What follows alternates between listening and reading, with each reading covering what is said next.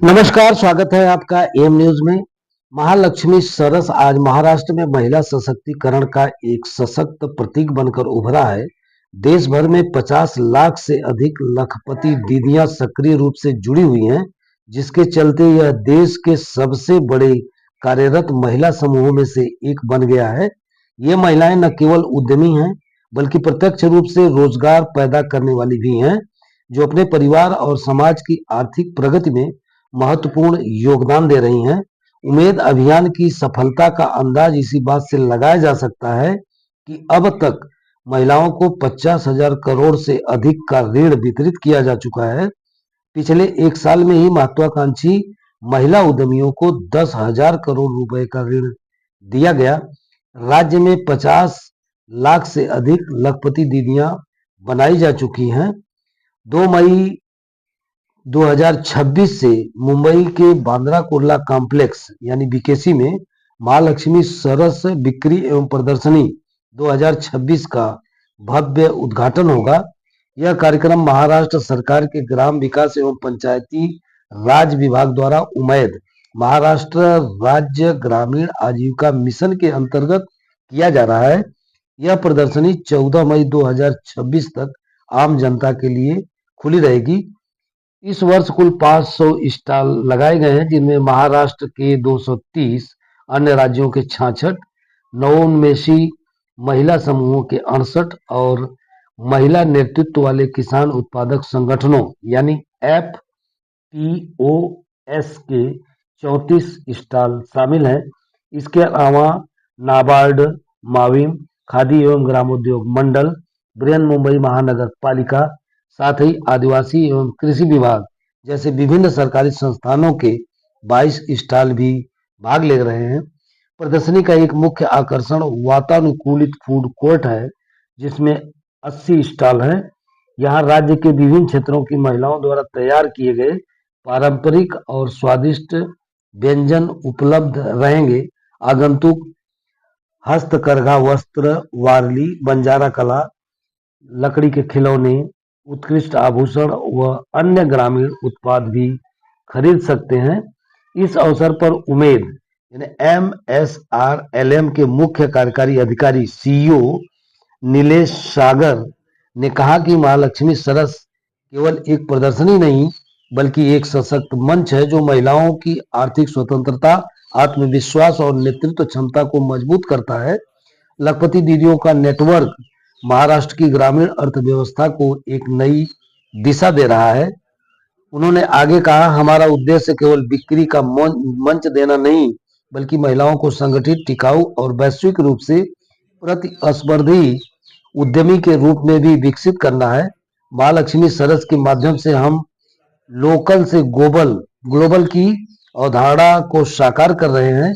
इस वर्ष की container theme निर्यात, नवाचार और वैश्विक अवसरों की ओर महिला उद्यमिता को तेजी का प्रतीक भी है।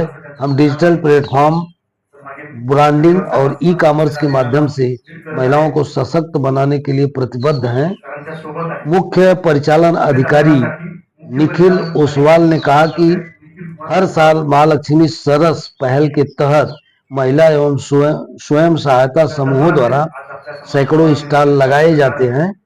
ग्राहकों को उनके पसंदीदा स्टॉल, उत्पाद या खाद्य पदार्थ खोजने में किसी प्रकार की कठिनाई नहीं होती है। देखिए डॉक्टर प्रमोद कुमार यादव की ये विशेष रिपोर्ट। बचत गटाचे नाव घेतलं तर आपल्या डोळ्यासमोर अशाच पद्धतीचे पदार्थ येत असतात. परंतु आता चित्र बदललेलं आहे.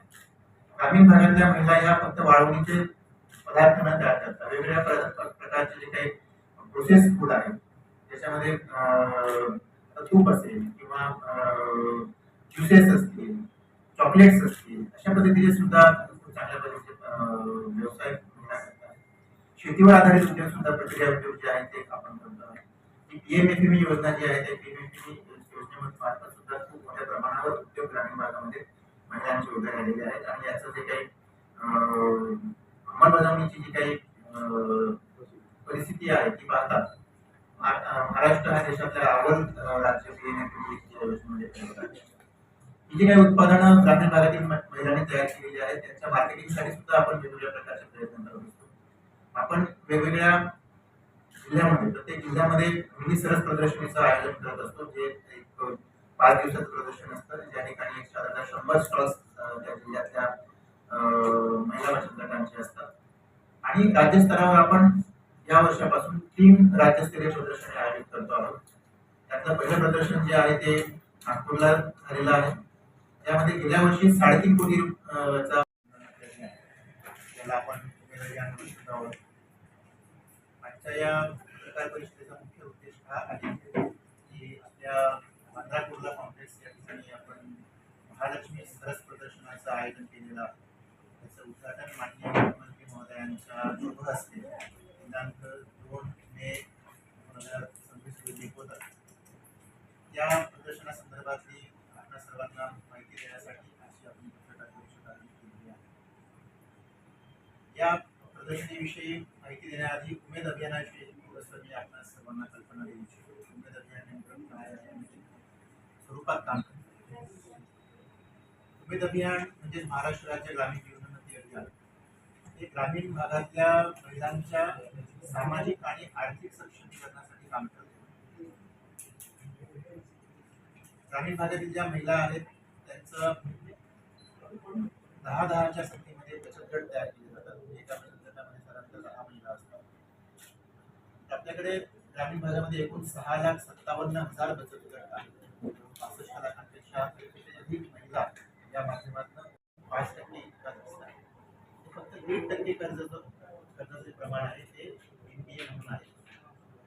तर खूप चांगल्या पद्धतीने ही चळवळ जी आहे ती ग्रामीण भागामध्ये सुरू आहे.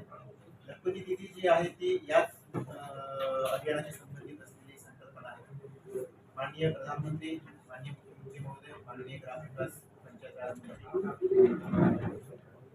यांच्या मार्गदर्शनाखाली लखपती दिदी संकल्पना आपण राबवत आहोत. लखपती दिदी म्हणजे ज्या दिदीचं उत्पन्न एका आर्थिक वर्षामध्ये किमान 2 उत्पन्नाच्या माध्यमातून 1 लाखाच्या वर जात असेल त्यांना आपण लखपती दिदी म्हणतो.